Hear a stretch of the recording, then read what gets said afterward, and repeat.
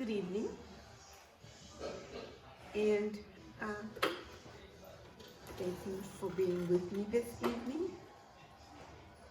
And if you would be kind enough, as we are chatting together, if you would give me an okay, give me if you do stay with me, uh, and send it in a like. But in the last 2 or 3 days, I mentioned to you that my dog, Missy, that we had begun our walk with the idea of no DC. Last 2 or 3 days, the animals that we have encountered along the way, those who are fenced in, and the one who comes out with her mistress unleashed, I always turn around and go the other way because they're about 2 blocks away when I first see them. And there is a leash law where I live. But as I had mentioned before, the idea that someone else may be responsible for Mrs. behavior, it's not that at all. I don't mean that she is not responsible, but the idea is that the human part of it, you find that there are people who are somewhat reluctant to follow rules. And I ran into one of the neighbors, and she was wanting to tell me about a neighbor who had her animal unleashed, who was about to attack her dog. And she was a little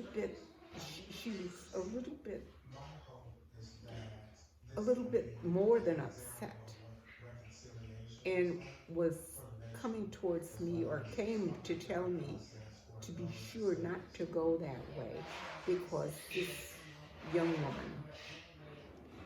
woman was always there without her dog leashed. And in spite of the fact that there's a leash law, I guess everybody thinks it doesn't pertain to them. But I'm not going to tell you that. What I'm going to tell you is the really good part of this, where I stopped telling Missy, no dice woof woof. And in the last 2 or 3 days, as we have come toward the gated part where the animals are contained, the woof woof, which is the language that they speak, has not been confrontational, but it almost seems like, gee whiz, Missy, we're glad to see you, which in turn, for some reason or other, Missy has been very quiet. She either does not speak, or she says, woof woof. I'm glad to see you too. I'm glad to be here. The 3 little kids who come by on the bus, and not the 3 little kids, the 3 little dogs, they haven't been as noisy when they're coming by. And you really almost, no, I shouldn't say almost, you really must begin to look at the idea that animal owners frequently don't take responsibility for the part that they may have in in the misdeeds that the animals do, whether it's a cat, dog, maybe a lizard. And I think sometimes lizards may get confrontational a little bit. And the only thing that really protects them is that I think most people are afraid of them because they might jump on them. But again, that's neither here nor there. It's the what I want to say to you today is how really nice it was out. It was a little bit nippy, and as it got nippier, I decided I would bring Missy on the inside. And I got in just in time for um, a poem that was coming on. And it was it was selling something. And I thought it was only going to take a few minutes. This was on that what whatever the channel is where they it is devoted to sales. And it was very interesting that, of course, as they sold whatever they were selling, and I think it had something, as a matter of fact, I know for sure it had something to do with uh, the dementia and the idea that as people are getting older, they are losing some of their facility to to respond, to relate to aging. And of course, they were selling this item, which I will not repeat any of the things that were in it because I don't want them to come after me. That's one of my problems.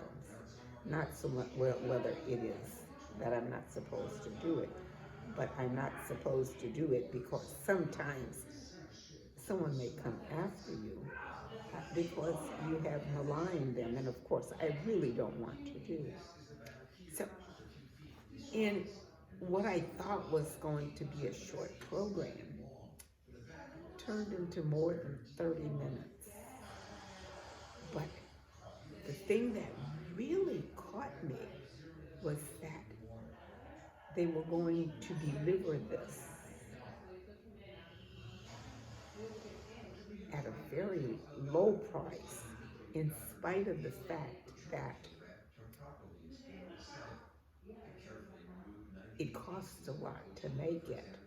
And each time they talked about how much it costs to make it.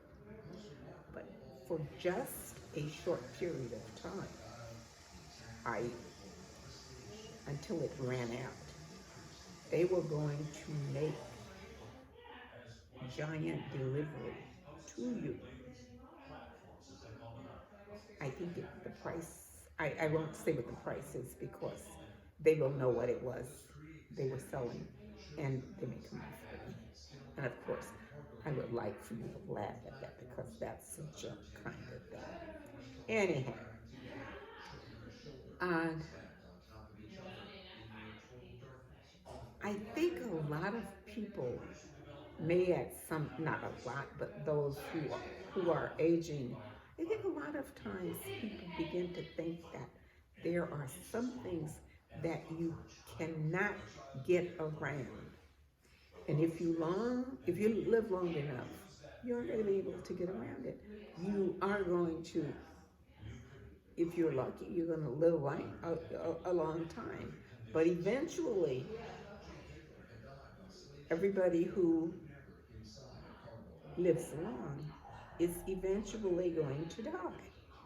And that's nothing you can get around. I just celebrated my 89th birthday. And it was the most wonderful, wonderful day in the world.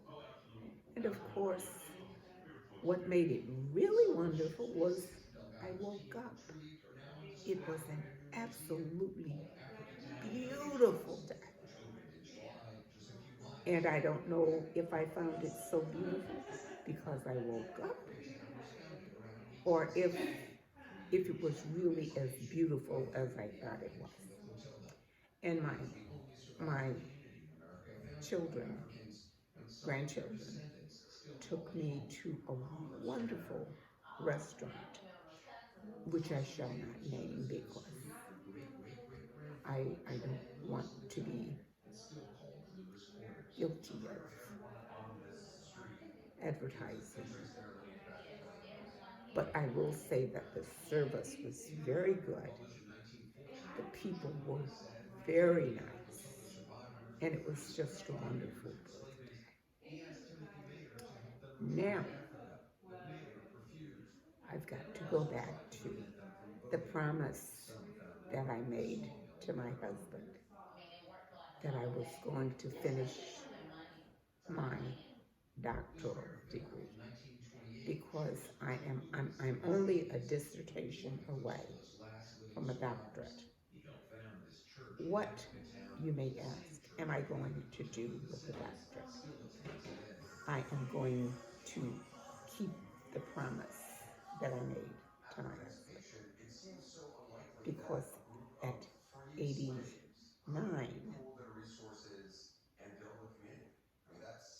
and I'm in this wonderful automatic chair, there isn't really very much that I can do. However, I would like to, there is a nursing home close by where I live. I would like to go by and kind of interact with the older people and let them know that there is someone who looks like them who comes in to talk to them.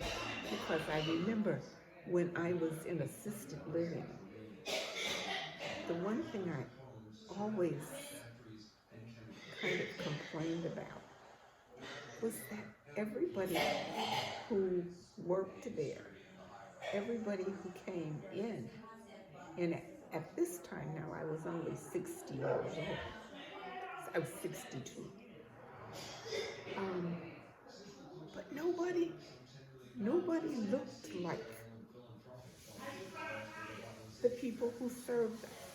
And I remember that a couple of the ladies who were residents at the same time, they were so happy when I talked to them because the people who did come to talk to them asked me if I would interact with the people.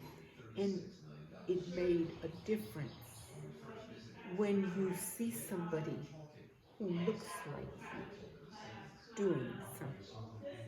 And I remember when I was teaching, one of my complaints very frequently when we had,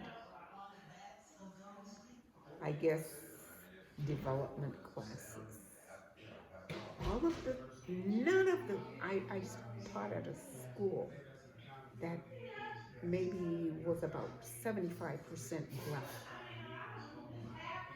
There were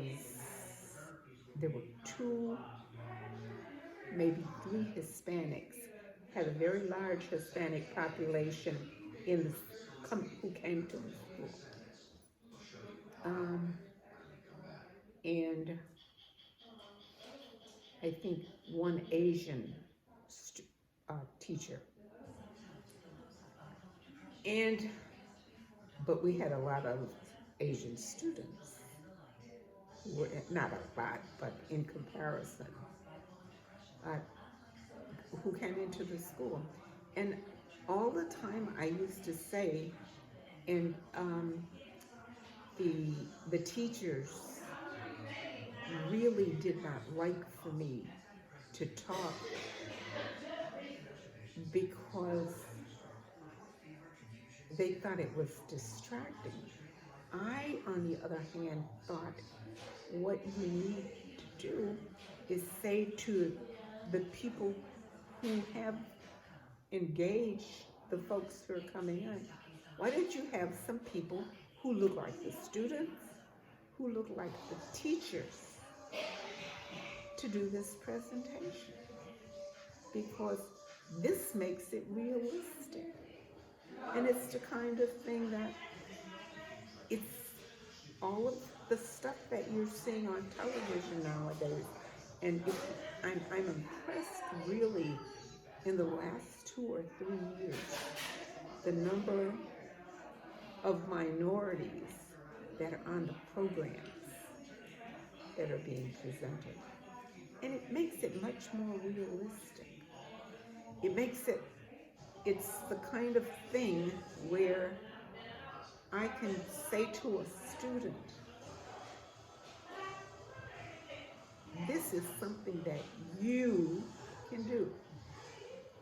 One of the things I used to say, I had a phrase that I would use for them, and it was the phrase that I used very frequently when I was ready to put them to work. The first question I asked them was, what you're doing at this stage,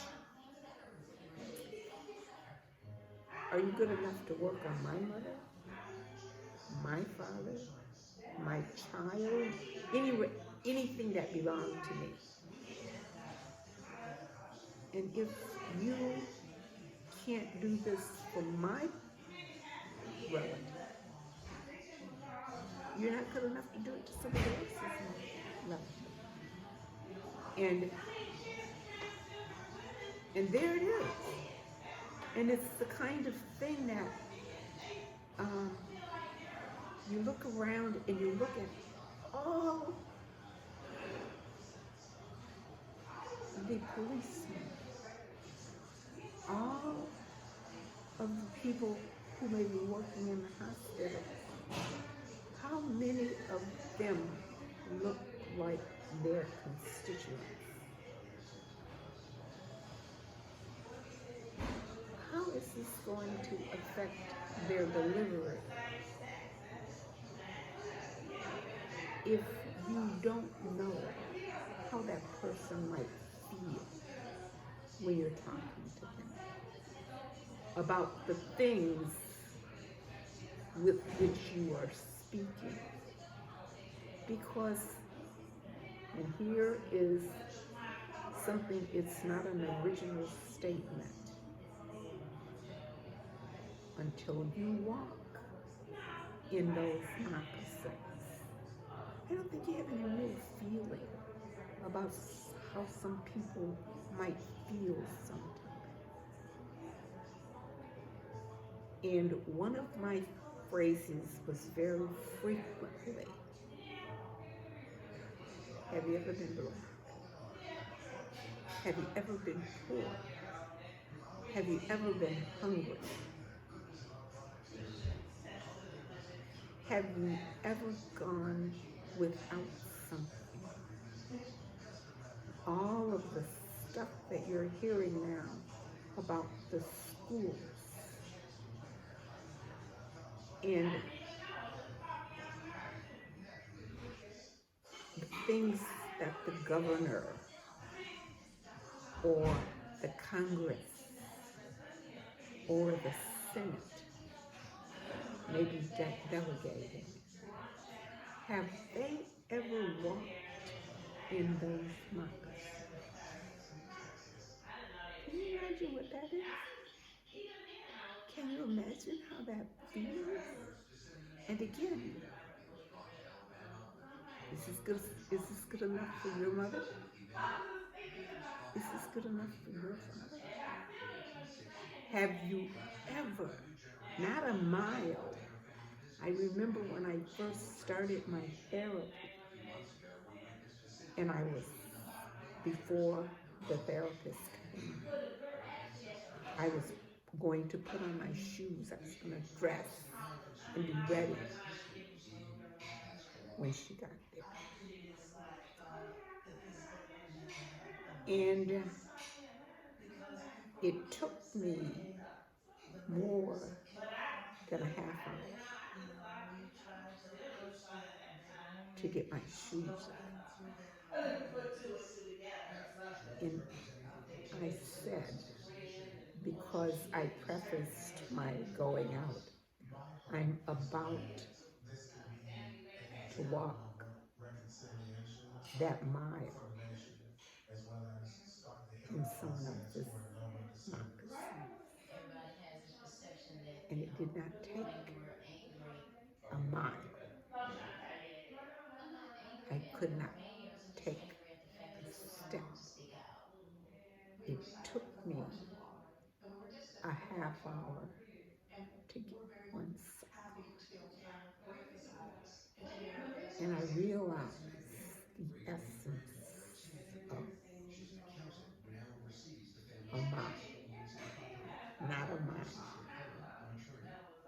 a step in someone else's moccasins. And I think tonight I'm going to leave you with that and hope that you have a great week. Adios.